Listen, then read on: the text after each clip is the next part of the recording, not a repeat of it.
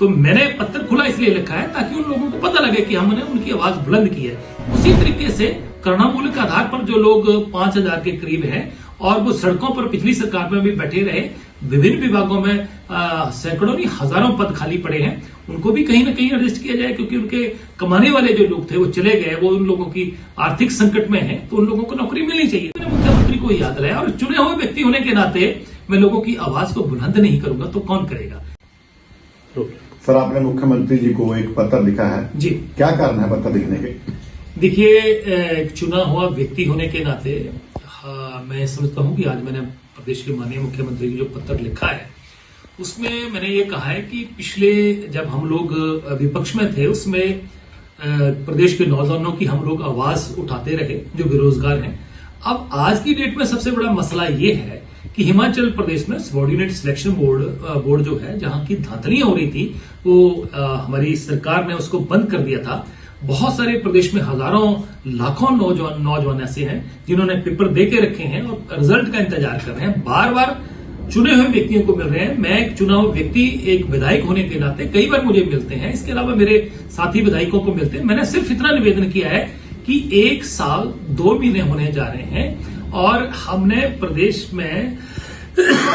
जो घोषणा पत्र जारी किया था उसमें भी हमने कहा था कि 1 लाख नौजवानों को हम रोजगार देंगे, सरकारी व प्राइवेट सेक्टर में। तो अभी तक हम लोगों के रिजल्ट निकाल नहीं पा रहे। एक सबऑर्डिनेट सिलेक्शन बोर्ड में कुछ लोगों ने धांधली करी है, बेईमानी करी है, करप्शन करी है, उन लोगों को सलाखों के पीछे भेजा जाना चाहिए, परंतु उनकी जगह ईमानदार लोग लगाने चाहिए। और साथ में प्रदेश का जो नौजवान है जो राह देख रहा है कि हमारा रिजल्ट कब आएगा, उसकी आवाज जो हमने पहले भी व्यक्तिगत तौर पर जो है माननीय मुख्यमंत्री से बात करके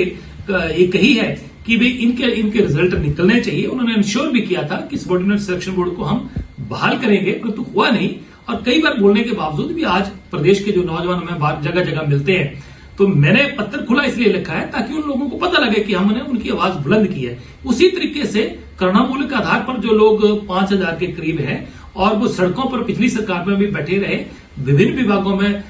सैकड़ों नहीं हजारों पद खाली पड़े हैं, उनको भी कहीं ना कहीं एडजस्ट किया जाए, क्योंकि उनके कमाने वाले जो लोग थे वो चले गए, वो उन लोगों की आर्थिक संकट में है, तो उन लोगों को नौकरी मिलनी चाहिए। तीसरा, मैंने कहा कि आपने सुजानपुर चुनाव क्षेत्र में 1 साल पहले जो घोषणाएं करी थी, जिसमें 2 घोषणाएं कैबिनेट में पास हुई हैं, बाकी की जो बची हैं उनको आप कृपया पूरी करें। और क्योंकि सुजानपुर की जनता का भी सरकार बनाने में बहुत महत्वपूर्ण योगदान रहा है, इसलिए लोगों की उनकी उम्मीदें हैं, तो मैंने मुख्यमंत्री को याद रहा और चुने हुए व्यक्ति होने के नाते मैं लोगों की आवाज को बुलंद नहीं करूंगा तो कौन करेगा। इसलिए प्रदेश की जनता जो है उसकी आवाज को बुलंद करना, नौजवानों की आवाज को बुलंद करना, अपने चुनाव क्षेत्र की जनता की आवाज को बुलंद करना, मैं समझता हूं कि मेरा ये नौकरी भी है, मेरी जिम्मेवारी भी है जो मैंने निभाई है। और मुझे उम्मीद है कि मुख्यमंत्री ठाकुर सुखविंदर सिंह सुक्खू संवेदनशील है और इन बातों को ध्यान में रखते हुए तुरंत इस पर जो है एक्शन लेंगे।